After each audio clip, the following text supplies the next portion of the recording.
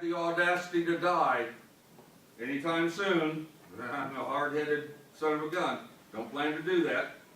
If I have the audacity to go out and die, the benefits that go back over 6 years now accrue to me, and if the VA is going to put it in, give it to me, they're going to put it in my casket in the form of a check, because it's not going to my wife.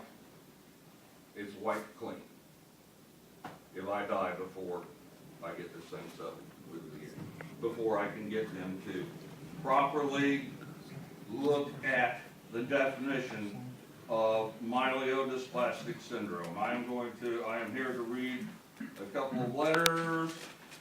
Do you have them? I have one. Excuse me. Yes, I'm asking them to exactly do that. You have to look at it and tell them what this disease is.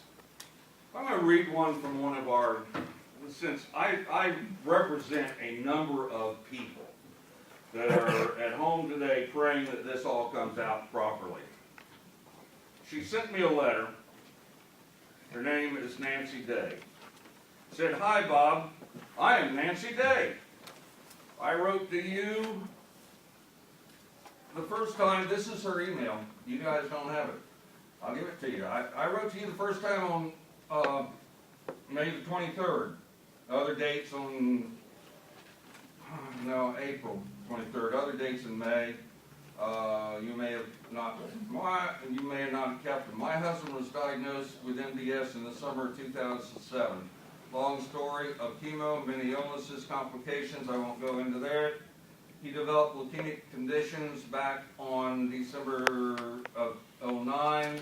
Took chemo for that condition. He became transfusion dependent, which I don't want to go there.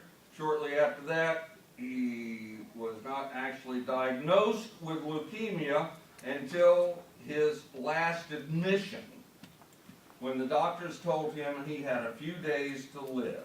We're sick when we have a few days.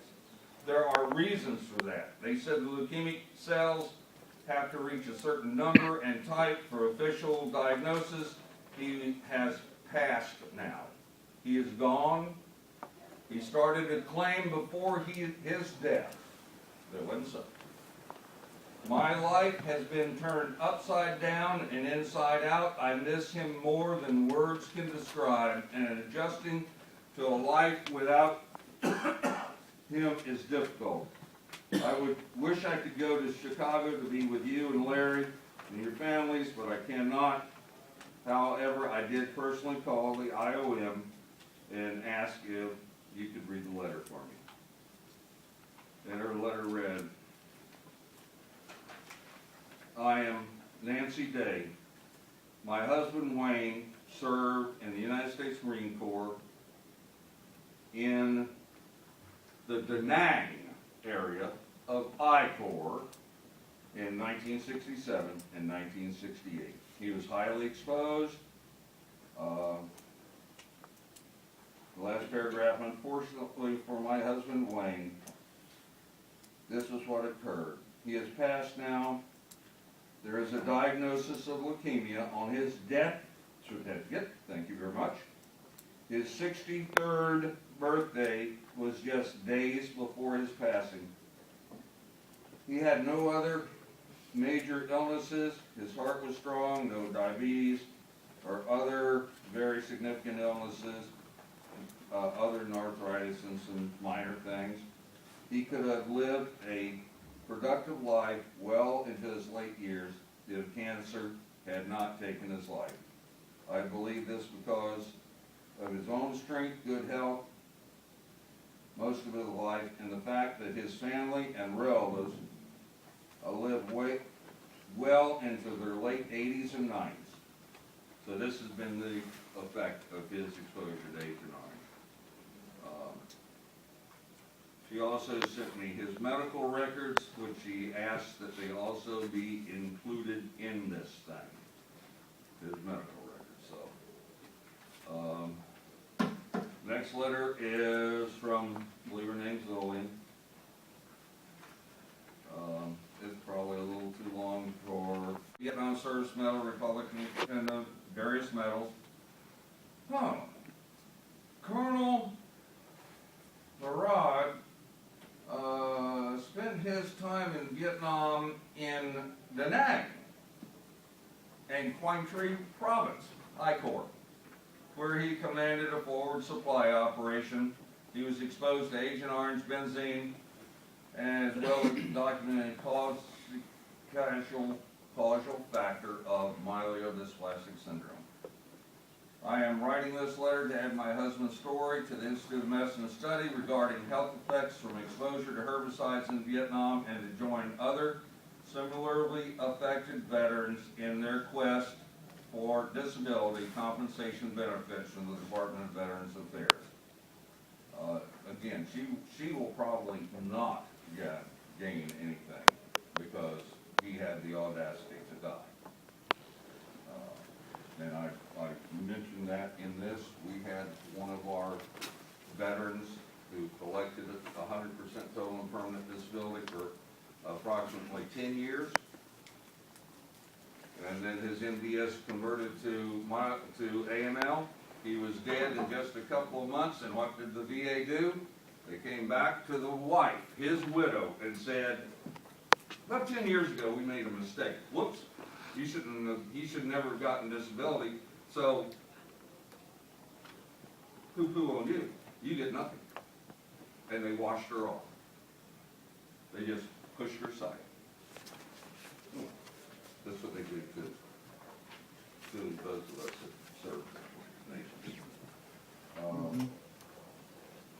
The colonel went from being a strong, vital man with a long life expectancy to a very sick person who depended on multiple medications and blood transfusions to continue his life.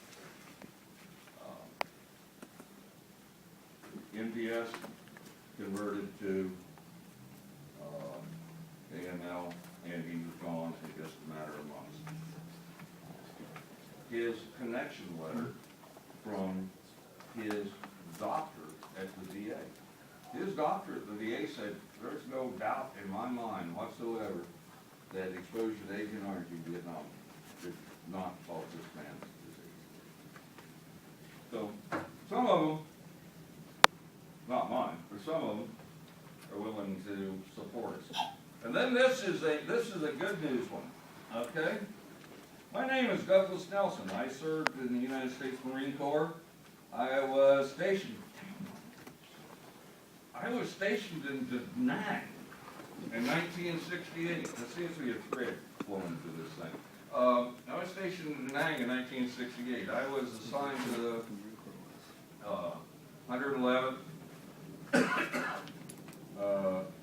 I was first-hand observer of Agent Orange being sprayed, and even some dropping on my body. In 2005, he was young now, okay? He was one of the younger ones. In 2005, I was diagnosed by the North Haven, Connecticut VA hospitals having MDS. Let me say that I am one of the few lucky ones. It said MDS is incurable and fatal, with the exception of bone marrow transplant. We're told by the VA once we reach 60, that isn't an option. So in my case, MDS is incurable. And Larry's case, MDS is incurable. They're not going to give us a bone marrow transplant after we turn 60. And he says, I'm one of the lucky ones. He was granted 100% disability for the disease, but he was young enough to have a bone marrow transplant, and he is clean today. Is still alive. And in my documentation, I've referenced a number of friends who are Vietnam veterans that asked me that I not use their name for fear of retribution.